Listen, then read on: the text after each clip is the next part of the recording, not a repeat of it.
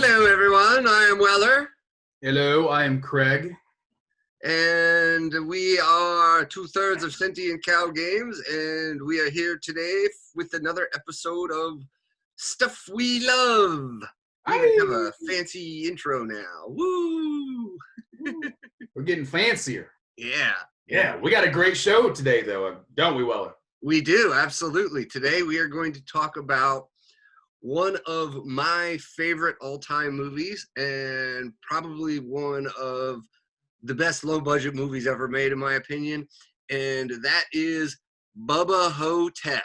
Oh, right? yeah, baby. Yeah. Yes. So, for those of you not familiar with Bubba Hotep, this movie came out in 2002. All right, and it stars Bruce Campbell as Elvis Presley, and Ossie Davis as JFK, and they live in a nursing home in Mud Creek, Texas, I believe, and while they're living there, some strange things start going on at the nursing home, and people start disappearing, and they find out that there's an ancient mummy that is killing people in the nursing home, and Elvis and JFK have to join forces to. Now, you can say that the guy, Elvis, may be a man who thinks he's Elvis, but strongly inferred that he is really the real Elvis. And that's a huge part of the movie. Is right. Yes. So is it a crazy guy or is it really the actual Elvis? You know? Exactly, and that's half the fun of it. Yes, he claims his name is Sebastian Half, and the nurse keeps telling him, "You were an Elvis impersonator, Mr. Half. Don't you remember? You fell off the stage and broke your hip and got a weird infection, and that's how you ended up here." And it's pretty safe to say that Ossie Davis is not JFK. It's probably pretty well. Ossie Davis, and I believe that this was the last role he was ever in before. I think you're right. Great actor, though. Yeah, amazing actor with gravitas. Ossie Davis is a black man, so that is another kind of running gag throughout the movie. Yeah, like, and they ask him, he's like, "Hey, Elvis is asking, hey Jack, how, claim you're JFK, but you're black," and Ossie Davis's reply is, "Well, they dyed me this color. They tied me out here." And it's just plausible. I mean, there's a mummy in it. There's an ancient mummy. There is a mummy, so anything could happen. Yeah. It's there's even a guy that is very similar to the Lone Ranger that's also a member of the nursing home. It's a horror comedy movie. If you like weird stuff, this is right up your alley. I mean, I remember seeing this in the theater when it first came out, and this wasn't in all the cineplexes and stuff. It was in the small art house theaters, mainly in larger cities, and I remember seeing it in 2002, and it just blew me away. I was just like, "Whoa!" Are you familiar with? I was trying to just, the author. This is based on a novella, Bubba Hotep, by the author Joe R. Lansdale. Yes. So if you guys, how can I describe Joe R. Lansdale? He's like a rockabilly Stephen King, I guess, mixed with a little bit of. Are you familiar with Sam Shepard's plays, Weller? Like True West, Sam Shepard, right? I'm not. No, sorry. Well, the actor, he was an actor too. Sam Shepard was an actor. He was in The Right Stuff. Oh, okay. I think I know who you're talking about. Yeah. So he had a pretty good career as an actor too. But Sam Shepard was a well-known playwright who had his stuff was always infused. It was like a weird West Southern bent on his stuff. And Joe R. Lansdale is very much. I think Joe R. Lansdale lives in a small town in Texas, and like I said, it's like if Stephen King was raised below the Mason-Dixon line, and like a lot of his stuff is infused like with Southern roots or Southern like legends and stuff like that, That's a good analogy. Yeah, absolutely. Because this just, I mean, everything from the soundtrack in this Yeah, to like, the way it's shot to it screams. he's like Joe Lansdale's almost like a fork, like a folk lorist mixed with like supernatural, Yeah, folk tales and supernatural, and a little punk and a little rockabilly, a little splatter punk, a little bit all this weird stuff thrown in together, and like it makes this mismatch, which is like no other author I think I've written. Like Stephen King has a style, but Joe R. Lansdale, you don't know what quite to expect from Lansdale. Like he can go either way, and plus it's kind of grounded at the same time, which oh is yeah, absolutely it is. which is very strange. It's very grounded. It's for a horror comedy movie about Elvis and JFK fighting a mummy. It's got some really kind of like beautiful parts in it, Yeah, and really poignant scenes that like kind of they ask each other's questions. It's like, okay, I'm getting up in years. I'm at the end of my story now, and like, how do I look at the world now as opposed to when I was younger, and also having a lot of regrets at that point for various things as well. So yeah. but yeah, getting back to Lansdale though, like he didn't just write this one story, he wrote some other ones. Well, he's known mostly for being a short story author. That's how he started. So, like, I came across the very first book I ever came across Joe R. Lansdale was like, I think at the last bookstore downtown. It was like I just found this randomly. It's called High Cotton: Selected Story of Joe R. Lansdale. And like when he became like one of his short stories called, here's some of the titles of his short stories: The Pit, Not from Detroit, Booty and the Beast, Incident on and off Mountain Road, My Dead Dog Bobby, Tight Little Stitches in a Dead Man's Back. Even has a funny little short story about Godzilla's 12-step program. Godzilla on a 12-step program. So his imagination is just like, you don't know what to expect. Like if I read Stephen King, who I like a lot, I kind of know what to expect from Stephen King. Yeah. But Joe R. Lansdale can go anywhere. Yeah. And still keep it grounded and like entertaining, which I find he's a very underrated author. Like I can say Bubba Hotep, and people are like, I love that movie. And they have not a clue who Joe R. Lansdale is. Yeah. Most of the time. Yeah. Most of the time. But when you say It or Pet Cemetery, I don't know if Stephen King has a better publicist or what exactly. But if you guys get a chance, and plus his he wrote Hap and Leonard too, which is was made into a Sundance original series on Sundance Channel, and it's really good too. And it's not supernatural. It's about it's set in the 70s, and there's a best friends. There's a white guy and a black guy who are best friends in the 70s, and one is a pacifist, the white guy, and the black guy fought in Vietnam, but he's an openly gay man in the 70s in a southern town in Texas, and they solve crimes together. I've seen an episode of it. It is very funny.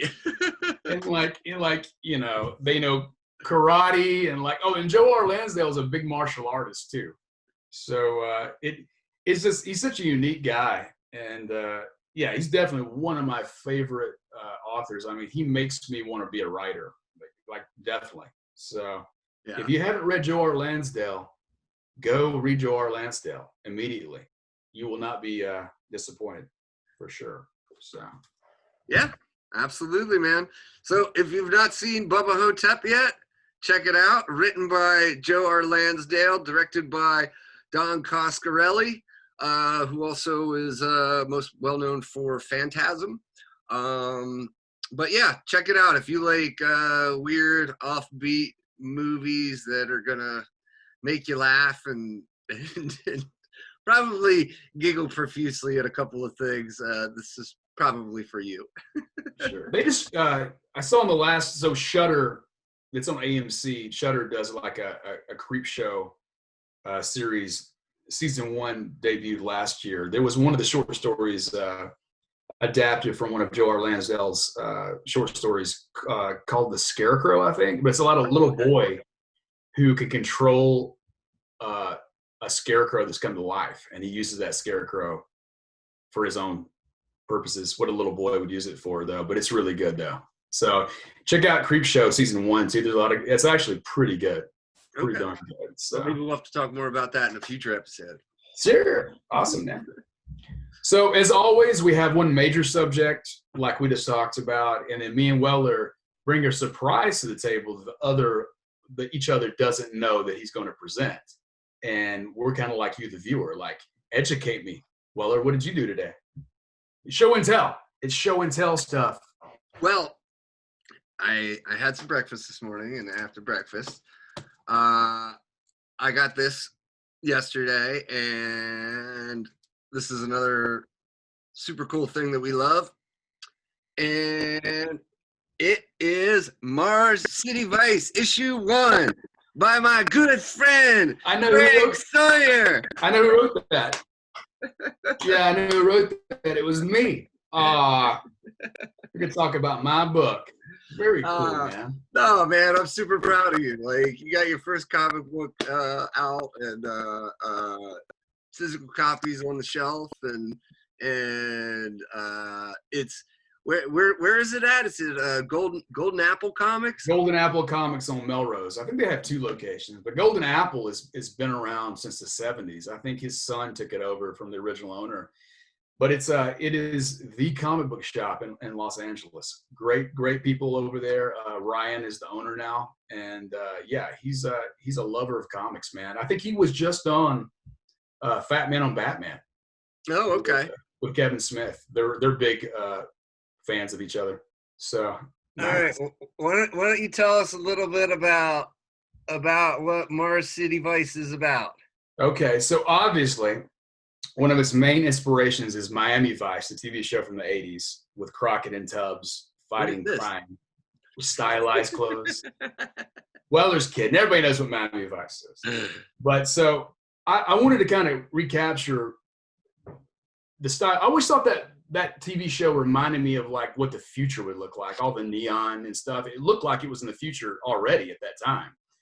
And I thought, well, how could I adapt that? So imagine Philip K. Dick, who wrote Blade Runner and Total Recall, wrote a season of a sci-fi Miami Vice, and you get Mars City Vice. So about 100 years in the future, on Mars, there is a resort amusement park now made to be an identical copy of 80s Miami.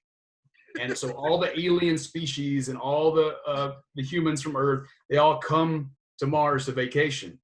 Well, Boone and Baths. Boone is the guy whose archetype is like the blonde-head Sonny Crockett from, like, was a cop on the moon.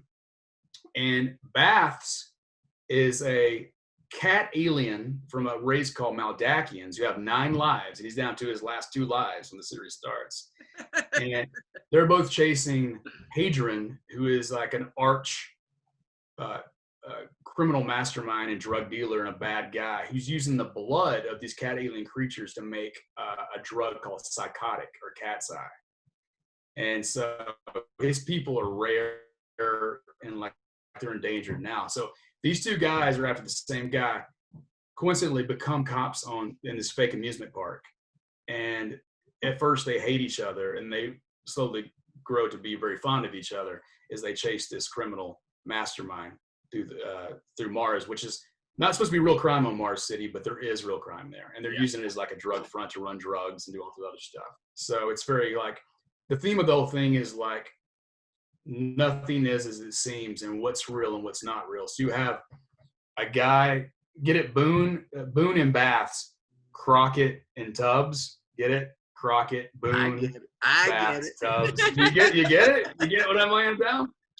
So Boone actually has a like kind of a weird past. He has an alter ego named Mooney, who's supposed to be his undercover ego, but he's starting to wonder who the real him is throughout this. And at the same time, you know, you're in a fake city playing a fake cop who actually are a real cop who's playing an undercover drug dealer. So you have all these layers of reality, which kind of feels like Total Recall. And I try to squeeze in, like, we have killer robots.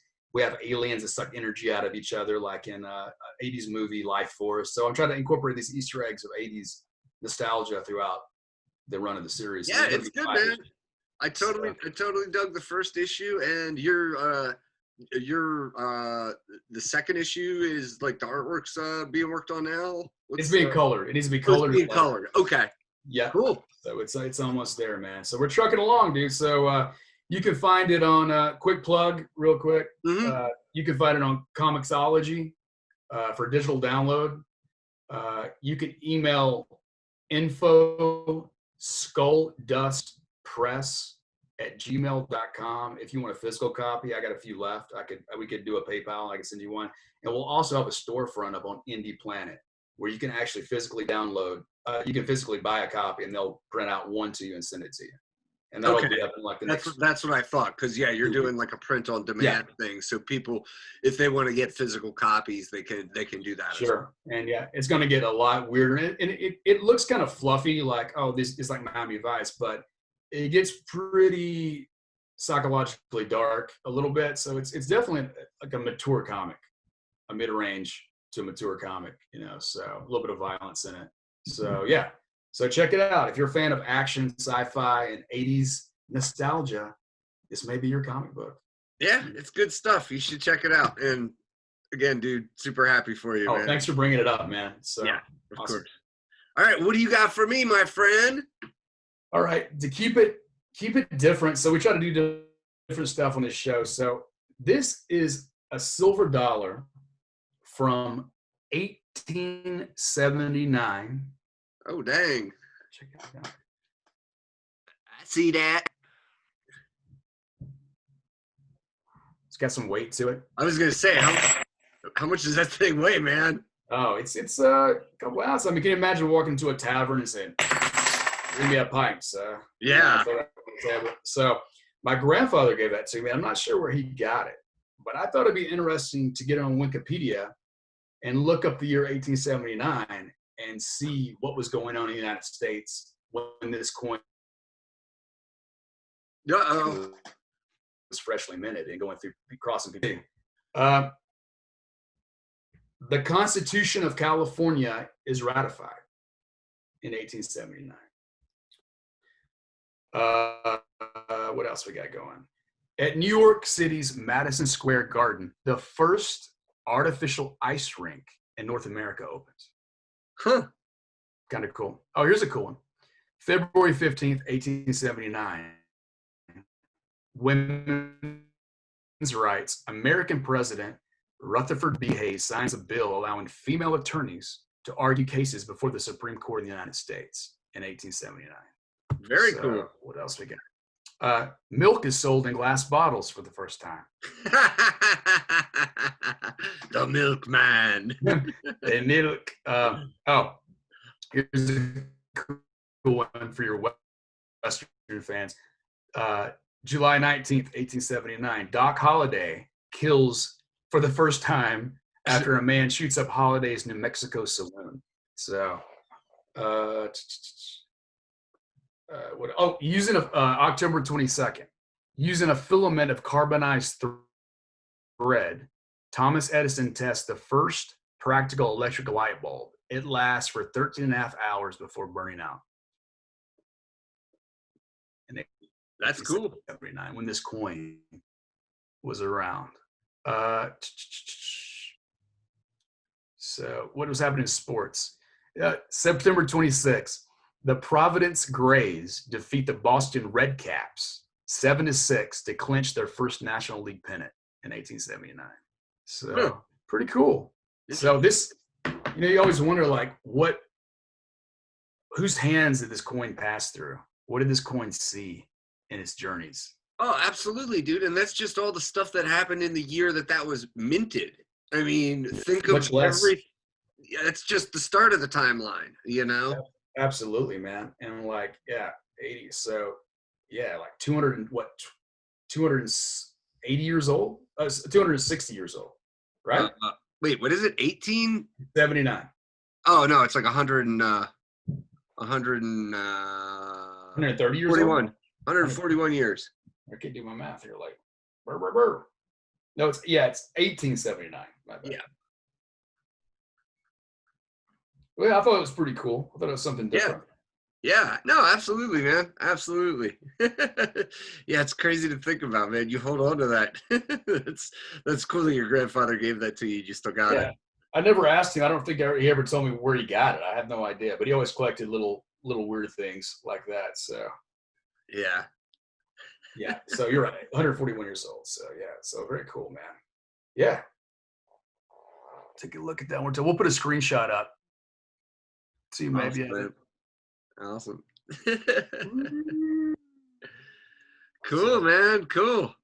Well, thank you, Craig, for sitting with me and having this little chat, and thank you to everybody that took the time to sit down and watch this. And we hope we turned you on to something cool that you might not have known about before, whether it be a movie or a comic book or thinking about the journey of a coin, which is kind of cool. Also, we mentioned Joe R. Lansdale's books, really great author. You should check that stuff out as well. And you got anything else, Mr. Craig? So hopefully we'll see some. I don't know if more. I think November will be very interesting, but hopefully 2021 will start to calm down just a little bit. We can all hope.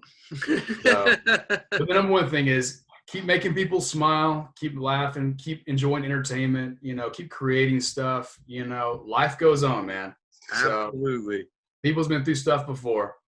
They'll go through stuff again, and we'll get through this. So, all right, for sure. Everybody, stay safe out there, and we'll see you in another week or two when we get the time to record another one of these. All right. Bye. Bye.